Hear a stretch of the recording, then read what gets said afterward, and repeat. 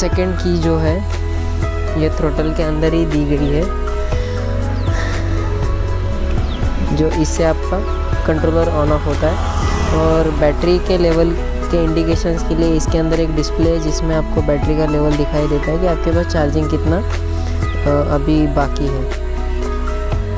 और थ्रोटल को ऑन करने का मतलब कंट्रोलर को ऑन करने का काम भी ये की करता है, और वो की इलेक्ट्रिक ये साइकिल के लाइट्स और कंट्रोलर को पावर प्रोवाइड करने का काम करती है। उसके बाद में ये नॉर्मल बाइक का ही एक लेफ़्ट राइट इंडिकेटर और हॉर्न का सिस्टम यूज़ किया है, लाइट्स और ये है, ये लाइट हो गई ऑन और ये ऑफ। आप देख सकते हो कि इस टाइम भी ब्रेक सेंसर वाले ही यूज़ किए जिसमें ब्रेक सेंसिंग का ऑप्शन मिलता है आपको।